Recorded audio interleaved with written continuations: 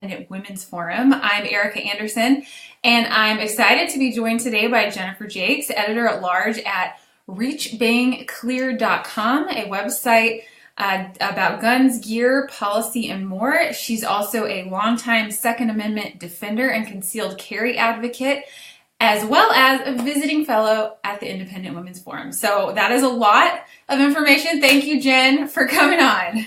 I'm tired just hearing everything that I do. Yeah, I mean, you seem to be a very accomplished woman, and we haven't even gotten started yet. So I'm sure you'll have a lot to talk to us about today regarding the Second Amendment. You wrote our policy focus this month at IWF, focusing on the Second Amendment and how it improves women's lives. First of all, I just wanted to ask, what makes you so passionate about this issue in particular?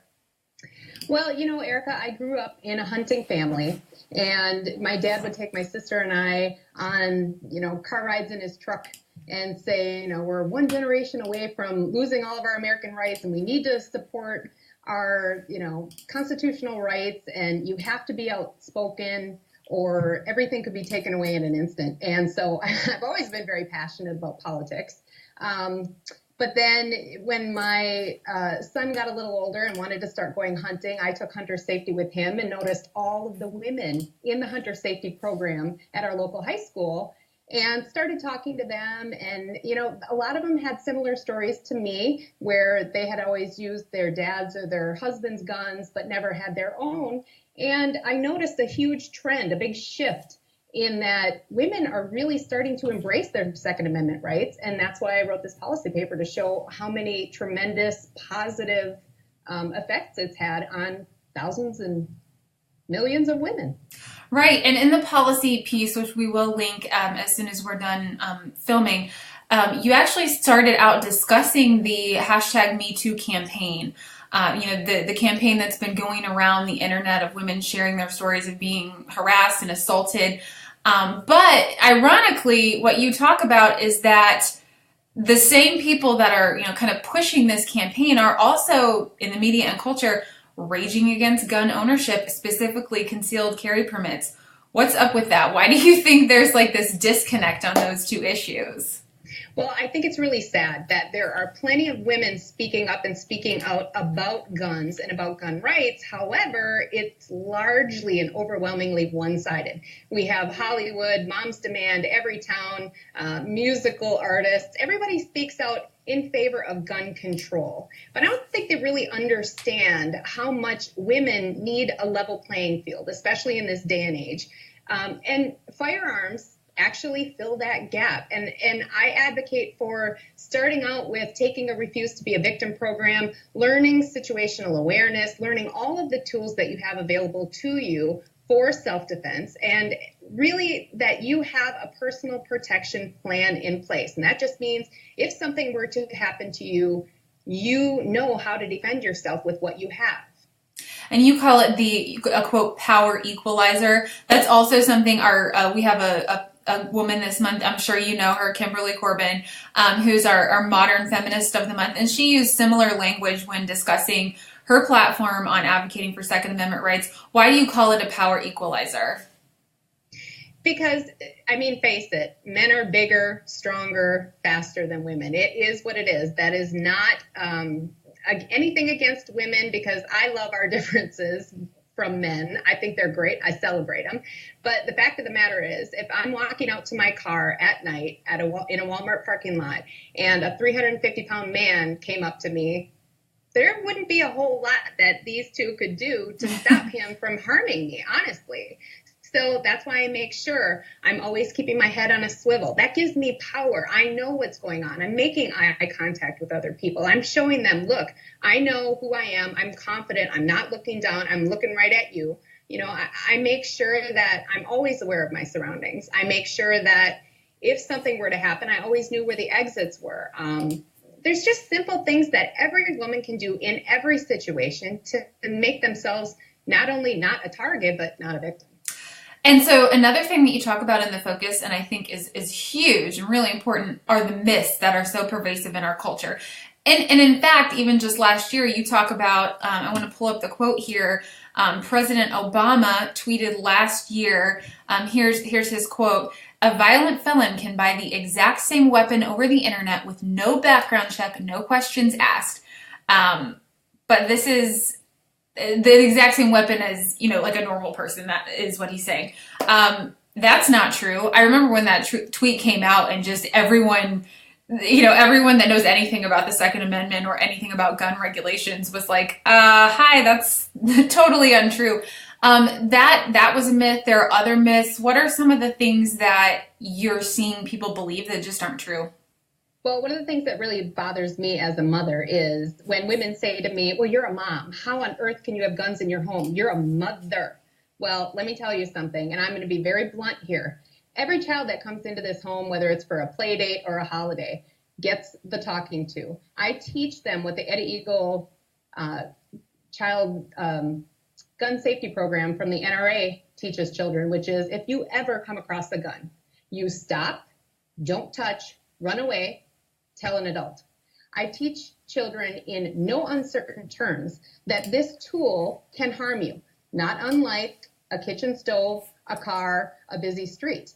It is my responsibility, not only as a parent, but a citizen, to teach children these are not toys. They can and will hurt you if you treat them poorly.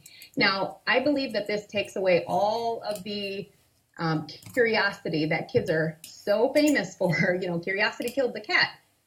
But quite frankly, if a child does not know what to do around a firearm, what is their instinct going to be? To pick it up and pull the trigger. My children were taught at an early age to never touch handguns, never touch guns, period. My guns are stored unloaded, separate from ammunition. And I walk the parents around my home and I tell them this is how we live. We adhere to the 4 rules of gun safety, which I also taught my children as they got older. And my children then started preaching to other children, look, gun safety is very important. You may not have a gun in your home, but you might go to a house that does have a gun. And if you don't know what to do when you see one, here's what you do. I believe that information is power. I mean, Ericka, you and I both have kids. I started preaching to my son when he was 2 years old. Don't do drugs. Alex, don't do drugs. Don't smoke, Alex. I started way back then. And there's nothing wrong with that. But by avoiding the conversation, by pretending it doesn't exist, by absolutely just sheltering your child, you're not doing them any favors. You need to tell them, look, this is an instrument. This is a tool. It is not a good tool or a bad tool. This is what it will do. Here's how you need to handle it. That, I just believe, is responsible. And have you run into any problems with other parents if they find out that you have a gun or they don't want their kids to come over or anything like that? Well, I've never had a parent have a problem that I've had a gun. I've had some very leery. And I know my middle daughter, her best friend, her parents were very anti-gun. And, before she was allowed to come into our home, again, I gave her the tour. I said, to her friend, this is what you do. You never touch a gun. This is very serious. Had the talk with her. Her mom actually started asking me more questions. And, at first she was just like, well, I'm against this, but you're very safe and that's fine, whatever. But as the relationship grew between our daughters, she started coming to me more and more. Well, when did you start hunting? And do you really carry? And just kind of asking me more questions. And then I think a pivotal moment in our friendship was when I told her that I was picking up the girls and taking them somewhere. And I said, I will be carrying for their protection. And it just absolutely stopped her. And she kind of went, that's amazing. And I thank you. I really do. I never thought of it that way. And come to think of it, your house she's probably safer at your house than at our house. Yeah. So that's just an example of how a responsible, law-abiding citizen and parent can talk to other parents and eventually chip away those myths and just the absolute false rhetoric that's out there about firearms. Yeah, I mean, it goes to show how much education is missing from the conversation. So much time it's just about fear, especially in light of, when we have the shootings that have happened recently. And I wanted to get your reaction to that. What do you say about the hyper-political reactions that we get every time there's a shooting? Because obviously, as soon as it happens, there it goes. Right. But it's usually very disproportional. And a lot of it is misinformed. Extremely insane amount of it is misinformed. And that's what's so frustrating is, you have all these talking heads, you have politicians, you have Hollywood, you have, hip hop artists. They're talking about things that they know absolutely nothing about. I cannot buy a gun from brownells.com and have it shipped to my house. That doesn't happen. It has to go through an FFL. The guns don't show up on my doorstep, and I'm in media, and I get guns from manufacturers to test and try out. And guess what? I have to pay for a background check every single time I get one. And I recently got 5 handguns from Walther to test, and I had to go back twice because the second shipment didn't come in, and I had to do another background check and pay for that, which I gladly did. And I have no problem with that. And, something so simple as, well, you can, you don't have to do a background check when you just go in and grab a gun. Yeah, you do. You actually do. And I'll sit there for the hour or whatever it takes because I know that I have a squeaky clean background, and that's fine. But what people don't know is that the NRA and gun owners like myself actually advocate for the prosecution of people who lie and try. That's what we call it when you fill out your FFL form to get a firearm and you're lying on it. So you don't check that you've been convicted of, a misdemeanor or a felon. You don't check that you are a domestic abuser. We think that those people should be prosecuted. And the bottom line is, when questioned about it, Vice President Joe Biden said, well, we don't have the time or resources to do that. So I'm wondering, just going back to that tweet with President Obama, how did he, I don't think he would put something out there that he actually thought was a blatant lie. So I'm just like, how did someone even as high up in the government as him believe this untruth about how you acquire a gun? Well, again, I think it's because if you say it enough times, people are just going to believe it. And there's a lot of things out there that people just believe. I mean, I've been called everything in the book. I've been called a redneck gun licker shooting guns in my backyard. And I'm like, okay, well, first of all, that's really unsafe. Okay. Because one of the 4 rules of gun safety is know your target and what's beyond. So it'd be really stupid and irresponsible of me to shoot in my backyard. So I don't do that. Just use common sense. And the thing is, if I disagree with someone, I want to hear what their position is and where they're coming from. I want to understand.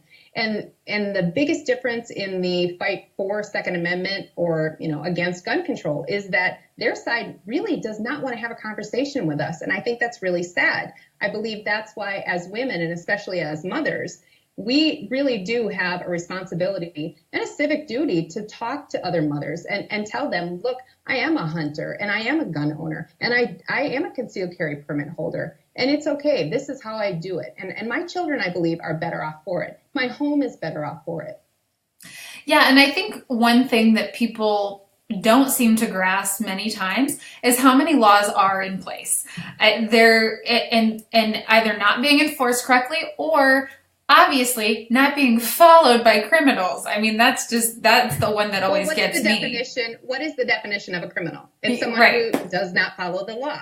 So there is no gun law proposed or on the books that is going to stop a criminal. But if you add more and more and more gun laws, you're going to stop law-abiding people and good people like me who just want to defend my own life, the lives of my children, and frankly, anybody around me should something happen and a threat come into our area. I'm not going to sit there and say, hey, are you for my Second Amendment right? Do you appreciate that I'm carrying a gun and I'm going to save your life right now? I don't care. I'm moving you behind me and I'm saving your life. Right. And there are people, I know people who are so extreme as to say they fully admit that they believe that guns should just be completely outlawed, which I'm always shocked by that because my response is always like, so then the only people that have guns are like the government and criminals. So that's not a good combo. That's not America. Let's look back at our history, right? Those who refuse to look at our history are doomed to repeat it. And I'll be honest, my birth mother is one of those people who believes nobody should have guns. She actually told me, she's like, nobody should have guns, and the only people who need them are really hunters. And I'm like, well, I'm a hunter. And she's like, well, you're not hunting in town. And I'm like, I don't care. first of all, I'm a hunter. Secondly, I have this as my right. You know, my husband's permanently disabled with brain damage. I have 3 children in the home. My life is precious. His life, my children's lives, all life is precious. And I believe that I have a right and a duty to protect those lives. Right. And I know one last point that we'll just touch on here is that women gun ownership and concealed carry permits, those are on the rise. Can you tell us a bit about what you know about that, and why do you think that's happening right now? Well, I'm amazed and so proud that, you know, I'm in the ranks of women who have embraced their Second Amendment right and gone out and gotten a concealed carry permit and started carrying every day for their personal protection and to protect their loved ones. It's an amazing thing. I think it kind of comes from the whole, you know, I hate to say feminist movement because I feel like that word has just become so tainted. It's whatever you want it to mean. Right. Lady empowering, whatever it is. But yeah, I think it's just women saying, you know what, we're staying single longer, right? Mm-hmm. Sadly, a lot of divorces, a lot of single moms. And watch the news on any given night and you should be concerned. You know, I live in rural Wisconsin where, I've talked to the local sheriff, and they've said, hey, if we're on other calls, it could be up to 40 minutes by the time we get to you. Well, that's an awful lot of time for someone to be in my home or for something to happen, you know. And again, you can't legislate evil. If something's going to happen, it's going to happen. I want the opportunity to defend myself should something happen. And another point, Ericka, I just have to make quickly. No gun owner puts their gun on them in the morning and says, I hope I get to use this today. I put mine on every morning and I say, I pray I don't have to use this, but if I do, Lord, please let my bullet fly true. That's it. Look, I will only pull my gun if I believe that there is a threat to my life or my children's lives. That's it. I don't want to pull that gun. And neither does any gun owner in America. Yeah, it's so interesting that I always feel like I have such an opposite reaction than some people do in the wake of the mass shootings, because I just always think to myself, I would feel so much safer knowing, you know, that people did have guns. And as you mentioned in the piece, right. So many of these shootings happen in gun-free zones, and that's why there isn't anyone with a gun. Of course, now that I live in Indiana, I moved away from DC. Now that I live in Indiana, I kind of feel like everywhere I go, there's people with guns. Exactly. I'm like, and I say to women too, look, if you're not comfortable carrying a gun, and I have friends who have their concealed carry permit and they still don't carry because they're not comfortable yet. And I tell every single one of them, don't carry until you're comfortable. You know, learn situational awareness, carry a knife with you, carry a tactical flashlight. There are things that you can carry with you that will help you and you know, give you a tool. Protect yourself. Exactly. And again, it comes back to your personal protection plan. Do you have a plan in place? Do you know what to do if someone were to come upon you and threaten your life? You have to know, because police aren't everywhere. It just is what it is. Yeah, just kind of take a little responsibility, you know, because you have that opportunity, because we live in a free country and we have the Second Amendment. So, right. All right, Jen. Well, thank you so much for talking with us a little bit about this. We're going to link to your writing. We'll link to your website. I know you do a ton of great work on this issue, and so we'll keep coming back to it. And thank you so much. I appreciate it. Thanks, Ericka. Okay, we'll see you guys next time on Facebook.